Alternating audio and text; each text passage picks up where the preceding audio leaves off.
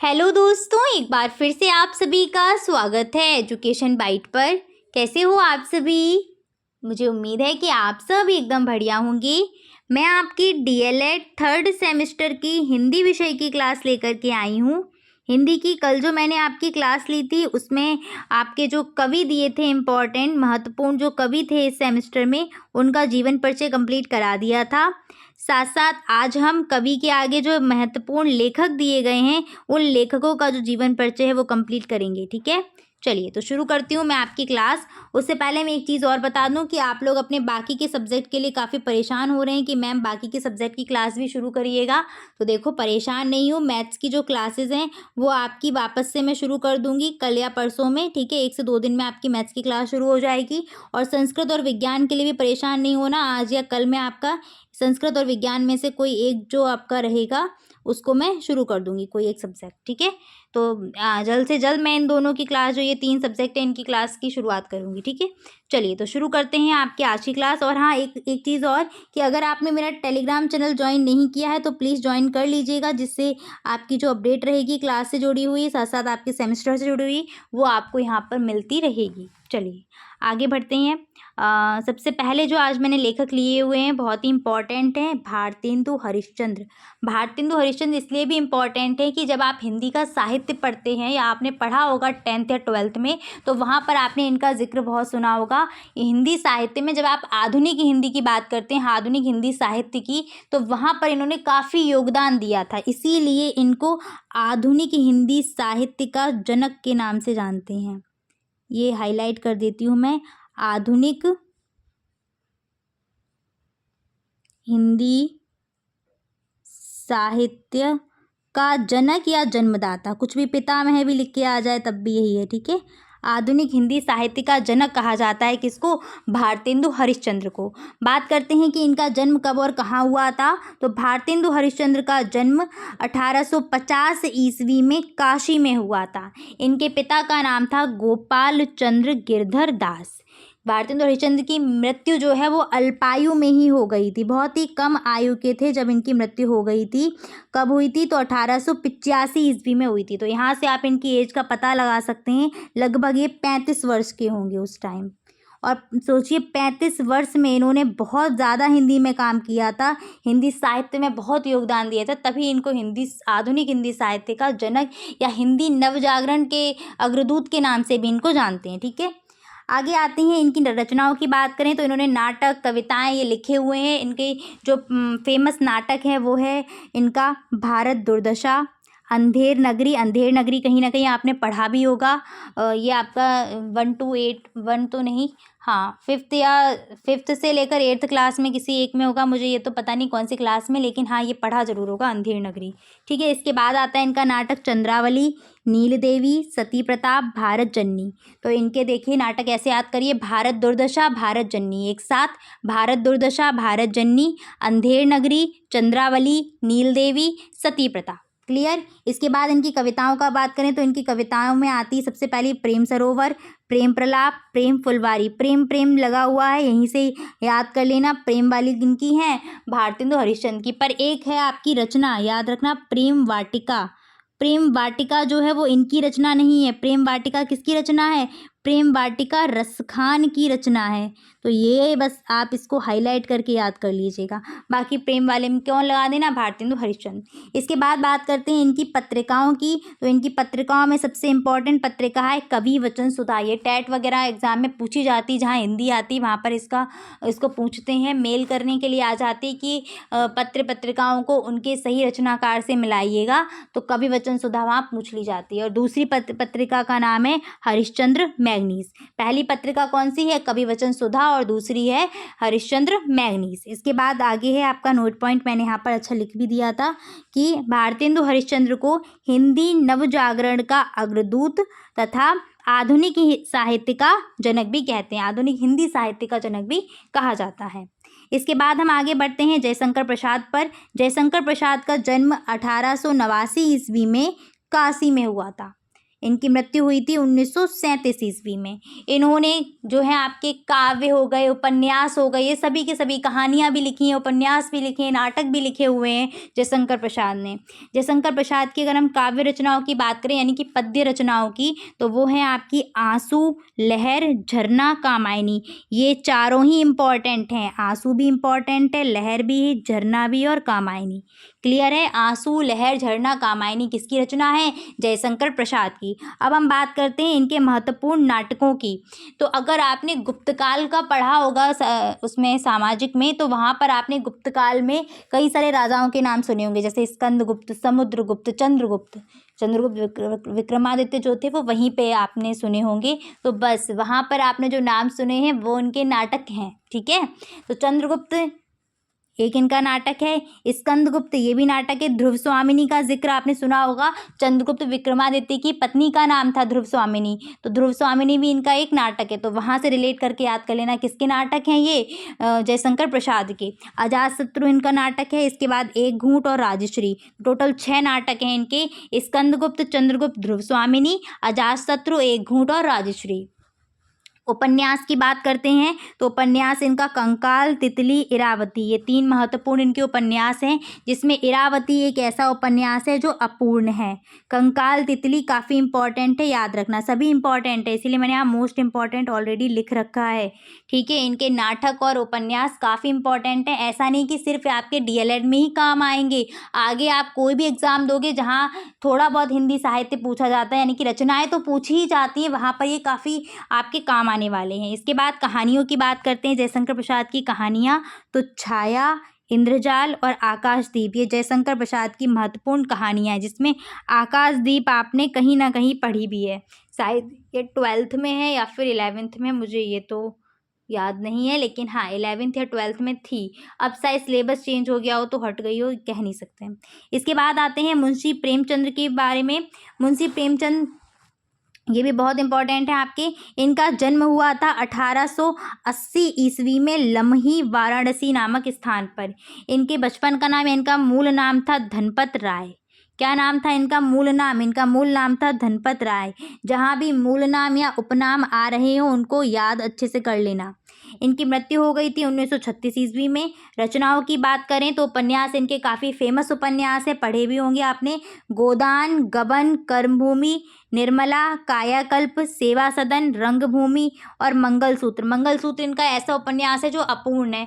अपूर्ण लिखा गया है, इसका मतलब है कि ये उस उपन्यास को लिख रहे होंगे और उसको पूरा करने से पहले इनकी मृत्यु हो गई, इसीलिए अपूर्ण लिखा है। जैसे आपने इरावती भी देखा था तो वो भी अपूर्ण था। ठीक है? कहानी थी वो अपूर्ण। आगे बढ़ते हैं, उपन्यास देख लीजिए इनके।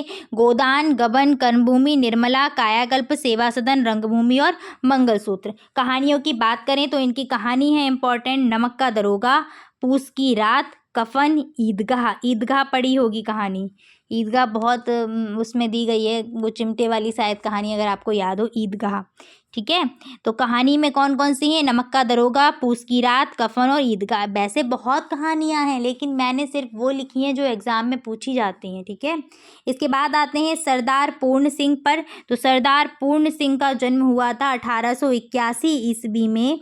पश्चिम सीमा प्रांत का हज़ारा ज़िले में इनका जन्म हुआ था और इनकी मृत्यु हो गई थी 1931 ईस्वी में। इनकी जो रचना है वो आपको याद रखनी है, आचरण की सभ्यता, ये काफ़ी इंपॉर्टेंट है।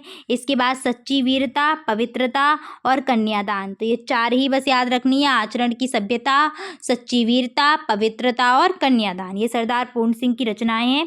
नेक्स्ट आ जाते हैं हम आचार्य रामचंद्र शुक्ल पर। इन सभी की बस रचनाओं पर आप ज़्यादा ध्यान देना। ठीक है? रामचंद्र शुक्ल का जन्म हुआ था 1884 ईस्वी में अगोना गांव, बस्ती में। ठीक है? बस्ती जिले के अगोना गांव में हुआ था और इनकी मृत्यु हो गई थी 1941 ईस्वी में। ठीक है? इनकी रचनाएं हैं 11 वर्ष का समय और चिंतामणि, ये 2 ही बस इनकी इंपॉर्टेंट है, यही आपकी पूछी जाती हैं, चिंतामणि और 11 वर्ष का समय। आगे बढ़ते हैं, नेक्स्ट है आपके आचार्य हजारी प्रसाद द्विवेदी। आचार्य हजारी प्रसाद द्विवेदी का जन्म हुआ था 1907 ईस्वी में बलिया जिले में और मृत्यु इनकी हुई थी 1979 ईस्वी में, ठीक है। 1979 में हुई थी इनकी मृत्यु। इनकी रचनाओं की बात करें तो इनका निबंध है अशोक के फूल, कुटज, ठीक है। निबंध है इनके अशोक के फूल और कुटज। उपन्यास की बात करें तो इनके उपन्यास हैं पुनर्नवा, बाणभट्ट की आत्मकथा, अनाम दास का पौधा। पुनर्नवा जरूर याद रखना, ठीक है। कोई उपन्यास याद रखो ना रखो, पुनर्नवा जरूर याद रखना। किसका है? आचार्य हजारी प्रसाद द्विवेदी का। अशोक के फूल और कुटज इनको भी याद रखना, ठीक है। पूछ लेते हैं कुटज किसकी है, तो हजारी प्रसाद द्विवेदी की है। कुछ इंपॉर्टेंट रचनाएं देख लीजिएगा। वोल्गा से गंगा किसकी है? राहुल सांकृत्यायन की है। अधातु घुमक्कड़ जिज्ञासा किसकी है? राहुल सांकृत्यायन की। ये इनका यात्रा वृतांत है, अधातु घुमक्कड़ जिज्ञासा। कालिदास की निरंकुशता ये किसकी रचना है? तो ये है महावीर प्रसाद द्विवेदी की रचना है। पतितों के देश में किसकी है? पतितों के देश में गेहूं बनाम गुलाब, माटी की मूर्तें, ये तीनों ही हैं राम वृक्ष बेनीपुरी की। इसको मैंने इस तरीके से याद किया था कि ये कहीं ना कहीं प्रकृति से रिलेटेड है। पतितों के देश में, तो पतितों मतलब पत्ते से रिलेट कर लिया। गेहूं बनाम गुलाब, तो ये भी नेचर से जुड़ा हुआ है, गेहूं और गुलाब। माटी की मूर्त, मिट्टी भी कहीं ना कहीं नेचर से जुड़ी हुई है, तो ये। और राम वृक्ष बेनीपुरी, नाम में भी वृक्ष आ रहा है, तो ऐसे करके याद कर सकते हो। जैसे आपको ट्रिक लगे वैसे याद कर लीजिए। बस आपको एग्जाम में क्या करना होता है, ऑप्शन दिए होते, वहां पर आपको उन्हीं में से छांटना है। तो आप चाहे कैसे भी याद करो, बस आपको वहां पर सही से लगाना है ऑप्शन, ठीक है। चलिए, तो यहाँ पर कुछ ऐसा कर लेते हैं कि जितनी कल मैंने आपको रचनाएं करा दी थी, वहाँ से थोड़े थोड़े आपसे क्वेश्चंस पूछ लिए जाते हैं, ठीक है। यहाँ पर मैं रचना लिख रही हूँ और आपको फटाफट से कमेंट सेक्शन में इनके रचनाकार यानी कि कवि और लेखकों के नाम बताने होंगे। सबसे पहली रचना मैं आपसे पूछ रही हूँ, साहित्य लहरी। बताइए साहित्य लहरी किसकी रचना है। इसके बाद मैं पूछ रही हूँ वैराग्य संदीपनी। वैराग्य संदीपनी किसकी रचना है? फटाफट से कमेंट करते हुए चलिए, ठीक है। इसके बाद एक जस्ट मैंने अभी आपको बताई थी क्या, प्रेम वाटिका। आज की ही क्लास में मैंने इसका जिक्र किया हुआ है। फटाफट से बताओ प्रेम वाटिका किसकी रचना है। इसके बाद परिमल। परिमल किसके द्वारा लिखी गई है। नेक्स्ट आते हैं हुंकार। हुंकार किसकी रचना है? फटाफट से कमेंट करते हुए चलिएगा, ठीक है। संस्कृति के 4 अध्याय।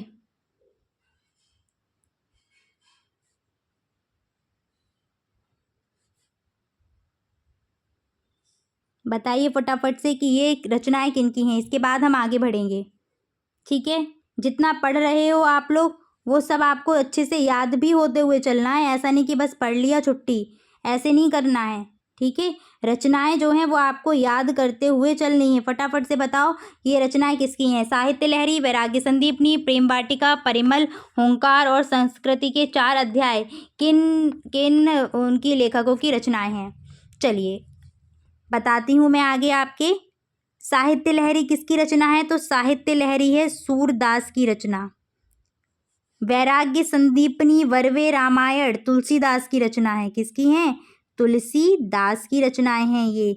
इसके बाद प्रेम वाटिका, जस्ट अभी बताया था, रसखान की रचना है प्रेम वाटिका। परिमल, जूही की कली, कुकुरमुत्ता, कुछ याद आया? वह तोड़ती थी पत्थर, तुलसीदास। निराला की रचनाएं हैं। किसकी? सूर्यकांत त्रिपाठी निराला। तो मैं शॉर्ट में निराला लिख देती हूँ। हुंकार, रश्मिरथी, याद आ रहा है कुछ? हुंकार, रश्मिरथी, उर्वशी, दिनकर, ठीक है। रामधारी सिंह दिनकर। तो ये किन की रचनाएं हैं? रामधारी सिंह दिनकर की रचनाएं। उम्मीद है कि आपको ऐसे याद आ रही होंगी। इसके बाद हम आगे भी कुछ रचनाएं कर लेते हैं। सबसे पहले लिखते हैं यहाँ पर पल्लव। बताइए वीणा, पल्लव, गुंजन, कुछ याद आया? नेक्स्ट है आपकी नीरजा। निहार, नीरजा, रश्मिरथी। इसके बाद आपकी मैं रचना पूछ रही हूँ कुटज। कुटज तो जस्ट मैंने अभी आपको बताया था। कुटज अभी रिवाइज करते हुए आ रहे हैं। कुटज, दीपशिखा, साकेत। चलिए इतनी ही रखते हैं। हाँ बताइएगा फटाफट से कि ये किसकी रचनाएं हैं। पल्लव की बात करते हैं तो वीणा, पल्लव, गुंजन कौन थे आपके? सुमित्रा नंदन पंत। तो यहाँ पर मैं पंत लिख दे रही हूँ शॉर्ट में। निहार, नीरजा किसकी रचना थी? महादेवी वर्मा की रचना थी। महादेवी वर्मा। कुटज अभी जस्ट बताए थे, हजारी प्रसाद द्विवेदी। इसको आप हजारी प्रसाद द्विवेदी, ठीक है। कभी कभी शॉर्ट में भी नाम लिख करके आ जाते हैं तो फिर आपको पहचानना पड़ता। दीपशिखा भी किसकी है? महादेवी वर्मा की ही है दीपशिखा भी, महादेवी वर्मा। साकेत किसका है? साकेत मैंने आपको महाकाव्य बताया था कल, किसका है? मैथिली शरण गुप्त का, मैथिली शरण गुप्त का, ठीक है। और मैथिली शरण गुप्त को हम किस नाम से जानते हैं? याद रखना, मैथिली शरण गुप्त को हम राष्ट्र कवि भी कहते हैं, ठीक है। इन्हें राष्ट्र कवि की उपाधि दी गई थी। यहाँ पर बात करते हैं उनकी, पंत की, सुमित्रा नंदन पंत की, तो इनको हम क्या बोलते हैं? प्रकृति के सुकुमार कवि, प्रकृति के सुकुमार, प्रकृति के सुकुमार कवि। अगर हम महादेवी वर्मा की बात करें तो महादेवी वर्मा को क्या बोला जाता है? महादेवी वर्मा को बोला जाता है आधुनिक युग की मीरा। ये क्वेश्चन पूछा गया था, आधुनिक युग की मीरा किसे जानते हैं? तो ये मीराबाई हैं। आधुनिक युग, इधर लिखती हूँ मैं,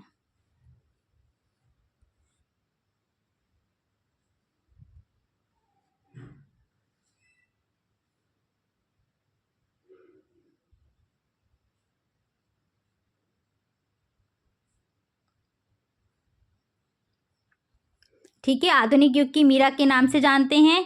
निराला की बात करें तो हिंदी के महाप्राण कवि हैं ये भी आपका क्वेश्चन आ चुका है। हिंदी के महाप्राण कवि किसे कहते हैं? तो निराला जी को कहते हैं, हिंदी के महाप्राण कवि। सूरदास क्या है? सूरदास से भी रिलेटेड क्वेश्चन आया था। वात्सल्य रस के सम्राट हैं, वात्सल्य रस के सम्राट। ये क्वेश्चन काफ़ी सारे इस प्रकार से पूछे जाते हैं, हाईलाइट क्वेश्चन है आपके, इनको याद रखना। चलिए तो फिर आज मैं इतना ही रखती हूँ, मिलूंगी आपकी नेक्स्ट क्लास में, तब तक अपना ख्याल रखिएगा, ठीक है। और जो नेक्स्ट क्लास रहेगी उसमें आपके जितने भी इम्पॉर्टेंट लेखक रहेंगे वो सारे के सारे मैं करा दूंगी, क्योंकि कुछ लेखक ऐसे हैं जिनसे सिर्फ और सिर्फ रचना ही पूछी जाती है, कभी उनसे और कुछ नहीं क्वेश्चन बनता है। जैसे आपके अयोध्या सिंह उपाध्याय हरिऔध हो गए, ऐसे मुक्तिबोध हैं एक जिनका रचना है चांद का मुंह टेढ़ा, ऐसे गंगा अवतरण है जगन्नाथ रत्नाकर की, तो ये रचनाएं पूछ ली जाती हैं। तो मैं वो आपको नेक्स्ट क्लास में सारी रचनाएं जितनी इंपॉर्टेंट रहेंगी वो कंप्लीट करा दूंगी, और वो रचनाएं आपके इस सेमेस्टर के साथ साथ आगे भी आपको काम आएंगी। टेट में भी आगे कहीं अगर आप और भी किसी कोई का एग्ज़ाम दे रहे हैं यूपी का, तो वहाँ पर आपको मिलेगी, जहाँ हिंदी आती वहाँ आपको वो काम करेंगे, ठीक है। चलिए तो इतना ही रखते हैं, मिलेंगे नेक्स्ट क्लास में, और क्लास को फटाफट से अपने दोस्तों के साथ ज़रूर शेयर करिएगा। Thanks for watching and please like share and subscribe my channel. Bye bye, take care.